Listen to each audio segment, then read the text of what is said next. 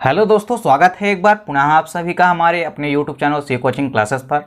तो दोस्तों आज की इस वीडियो में हम क्लास 12 एनसीईआरटी बायोलॉजी में चैप्टर 5 में दोस्तों आज का जो हमारा टॉपिक है वो है दोस्तों स्ट्रक्चर ऑफ क्रोमोसोम, यानी दोस्तों गुणसूत्र की संरचना।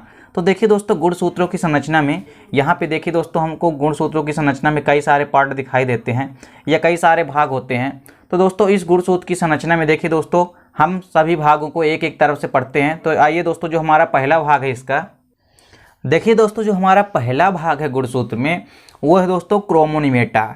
देखिए दोस्तों, क्रोमोनिमेटा क्या होता है? प्रत्येक गुणसूत्र या प्रत्येक क्रोमोजोम में क्या होता है दोस्तों, दो ऐंठे हुए सूत्रों का बना होता है। यानी जो प्रत्येक गुणसूत्र होता है दोस्तों या क्रोमोजोम होता है वो दो ऐंठे हुए सूत्रों का क्या होता है दोस्तों, बना होता है। इन सूत्रों को हम क्या कहते हैं दोस्तों, क्रोमोनिमेटा कहते हैं। ठीक दोस्तों, क्या कहा हमने कि प्रत्येक गुणसूत्र दोस्तों दो ऐंठे हुए सूत्रों का बना होता है। इन सूत्रों को हम क्या कहते हैं, क्रोमोनिमेटा कहते हैं। तथा क्रोमोनिमेटा के चारों ओर मैट्रिक्स होता है।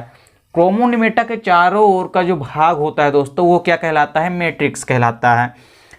तथा जो चारों ओर एक महीन झिल्ली द्वारा क्या होता है, घिरा रहता है, जिसे हम क्या कहते हैं, पेलिकल कहते हैं। और ये जो मैट्रिक्स है दोस्तों, ये चारों ओर से किससे घिरा होता है दोस्तों, एक महीन झिल्ली से या मेम्ब्रेन से घिरा होता है, जिसे हम क्या कहते हैं, पेलिकल कहते हैं। तो ये पेलिकल से क्या होता है दोस्तों, मैट्रिक्स जो है हमारा क्या होता है, ढका होता है। ठीक दोस्तों, देखिए फ्रेंड्स, यहाँ पर हमने क्या कहा कि प्रत्येक गुणसूत्र जो है दोस्तों वो दो ऐंठे हुए सूत्रों का बना होता है। देखिए दोस्तों, यहाँ पे क्या है, एक आपको जो ऐंठे हुए जो दो भाग दिख रहे हैं, पहला दोस्तों जो है हमारा वो क्या है, ग्रीन कलर का है, और ग्रीन कलर के ऊपर का जो ऐंठा हुआ भाग है दोस्तों वो क्या है, ब्लू कलर का है। तो इस प्रकार दोस्तों ये प्रत्येक गुणसूत्र जो होता है वो दो सूत्रों का बना होता है, और इन्हीं दो सूत्रों को हम क्या कहते हैं दोस्तों, क्रोमोनिमेटा कहते हैं। क्या कहते हैं दोस्तों, क्रोमोनिमेटा कहते हैं। अब देखिए दोस्तों, अब हमने क्या कहा आपको कि ये तो हो गए हमारे ऐंठे हुए सूत्र जो क्या कहलाते हैं, क्रोमोनिमेटा। अब हमने क्या कहा कि क्रोमोनिमेटा के चारों ओर का भाग क्या कहलाता है दोस्तों, मैट्रिक्स। तो ये तो है हमारा ऐंठा हुआ भाग, और इसके चारों ओर यहाँ पे देखिए दोस्तों, आपको देखिए ये जो दिख रहा है आपको, बूंदे बूंदे छोटे छोटे बूंदे जैसे दिख रहा है आपको, ये क्या है दोस्तों, ऊपर भी देख सकते हो आप और नीचे भी। तो यानी दोस्तों सूत्रों के चारों ओर से जो भाग घिरा होता है, ठीक दोस्तों, जो हमारा सूत्र है वो चारों ओर जिस भाग से घिरा होता है उसको हम क्या कहते हैं, मैट्रिक्स कहते हैं। अब देखिए दोस्तों, ये जो हमारा मैट्रिक्स है, ठीक दोस्तों, ये जो हमारा बूंदों के रूप में क्या है दोस्तों, ये जो द्रव्य के रूप में अंदर जो हमारा यानी बूंदों के रूप में जो हमारा मैट्रिक्स भरा है दोस्तों, तो मैट्रिक्स जो है दोस्तों ये बाहर से देखिए दोस्तों, ये ब्लैक कलर की आपको दिख रही है। तो ब्लैक कलर की ये एक महीन झिल्ली है। इस झिल्ली को हम क्या कहते हैं दोस्तों, ये पूरी झिल्ली जो ब्लैक कलर की आपको दिख रही है, इस पूरी महीन झिल्ली को हम क्या कहते हैं दोस्तों, पेलिकल कहते हैं। तो मैट्रिक्स जो है दोस्तों इसके द्वारा घिरा होता है, इस पेलिकल के या इस झिल्ली के द्वारा घिरा होता है। देखिए दोस्तों, जो हमारा यहाँ पे अगला भाग है वो क्या दोस्तों, अर्ध गुणसूत्र। और अर्ध गुणसूत्र को हम इंग्लिश के अंदर क्या कहते हैं दोस्तों, क्रोमैटिड। देखिए दोस्तों, क्रोमैटिड क्या होता है कि सूत्री विभाजन की मध्यावस्था में, ठीक है दोस्तों, सूत्री विभाजन की किसमें, मध्यावस्था में गुणसूत्र दोस्तों लंबाई में दो भागों में बटा हुआ दिखाई देता है। जब गुणसूत्र क्या होता है दोस्तों, सूत्री विभाजन होता है, तो इसमें मध्यावस्था में क्या होता है, जो हमारा गुणसूत्र है तो ये लंबाई में दो भागों में बटा हुआ दिखाई देता है। यह दोनों भाग दोस्तों सेंट्रोमियर पर क्या होते हैं, जुड़े होते हैं। किस में जुड़े होते हैं दोस्तों, सेंट्रोमियर या प्राथमिक संकीर्णन जिसको हम कहते हैं, तो उनसे क्या होते हैं, ये दोनों भाग जुड़े होते हैं। इस प्रत्येक भाग को हम क्या कहते हैं दोस्तों, अर्ध गुणसूत्र अथवा क्रोमैटिड कहते हैं। क्या कहा दोस्तों हमने कि अर्ध गुणसूत्र या क्रोमैटिड कहते हैं। चलिए दोस्तों, जो हमारा अगला भाग है वो क्या है दोस्तों, क्रोमोमियर। देखिए दोस्तों, क्रोमोमियर क्या होता है कि अर्धसूत्री विभाजन प्रथम प्रोफेज फर्स्ट में क्या होता है दोस्तों, जो हमारा मियोसिस डिवीजन होता है, और मियोसिस डिवीजन में जो हमारा प्रोफेज फर्स्ट स्टेज होती है उसमें क्रोमोनिमेटा पर क्या होता है दोस्तों, कणों जैसी रचनाएं दिखाई देती है, इनको हम क्रोमोमियर्स कहते हैं। ठीक दोस्तों, क्या कहा दोस्तों हमने कि अर्धसूत्री विभाजन के परिणाम स्वरूप जो प्रथम प्रोफेज फर्स्ट अवस्था होती है उसमें जो क्रोमोनिमेटा होते हैं, तो क्रोमोनिमेटा पर कणों जैसे यानी छोटे छोटे कणों जैसे रचनाएं दिखाई देती है, उनको हम क्या कहते हैं दोस्तों, क्रोमोमियर्स कहते हैं। तथा क्रोमोमियर दोस्तों जीन की स्थिति को प्रदर्शित करते हैं, यानी दोस्तों जीन की उपस्थिति है कि नहीं है, तो ये जीन की स्थिति कैसी है इसको ये क्या करते हैं दोस्तों, प्रदर्शित करते हैं। ठीक दोस्तों, तो आइए दोस्तों हम देखते हैं क्रोमोमियर डायग्राम में कहाँ पे होता है। देखिए फ्रेंड्स, यहाँ पे आपको क्या दिख रहे हैं, कुछ ब्लू कलर के ये जो दोनों सूत्र बने हुए हैं, ठीक दोस्तों, ऐंठे हुए जो दो सूत्र हैं, इनके बीच में देखिए दोस्तों यहाँ पे ब्लू कलर से यहाँ पे दो दिख रहे हैं संरचनाएं कणों जैसी, अर्थात छोटे छोटे कणों जैसी संरचनाएं दिखती है। तो कभी कभी क्या होता है दोस्तों कि जो गुणसूत्र होते हैं, तो इनमें क्या होता है, गुणसूत्रों के जो ऐंठे हुए दो सूत्र होते हैं, तो इन सूत्रों के बीच में क्या होता है दोस्तों, कणों जैसी क्या होती है, संरचनाएं बनती है या दिखाई देती है। इसको हम क्या कहते हैं दोस्तों, इसी को हम कहते हैं दोस्तों क्रोमोमियर। और क्रोमोमियर दोस्तों बेसिकली क्या करता है कि जीन की स्थिति को क्या करता है, प्रदर्शित करता है। क्या कहा दोस्तों हमने कि क्रोमोमियर ही जीन की स्थिति को क्या करता है, प्रदर्शित करता है। देखिए फ्रेंड्स, जो हमारा अगला भाग है वो है सेंट्रोमियर। सेंट्रोमियर या जिसको हम क्या बोलते हैं दोस्तों, प्राथमिक संकीर्णन। ठीक है दोस्तों, क्या कहते हैं हम इसको, सेंट्रोमियर अथवा प्राथमिक संकीर्णन कहते हैं। ठीक है दोस्तों, या इसको हम प्राइमरी कंस्ट्रक्शन भी बोलते हैं इंग्लिश के अंदर।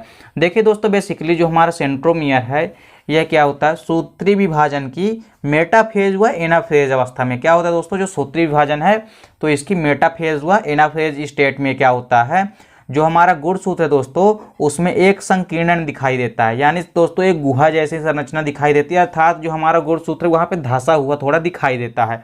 क्या कहा दोस्तों हमने कि सूत्री विभाजन की मेटाफेज और एनाफेज स्टेज में क्या होता है, जो हमारा क्रोमोसोम है वो एक संकीर्णन के रूप में दिखाई देता है, अर्थात एक धंसा हुआ भाग की तरह दिखाई देता है।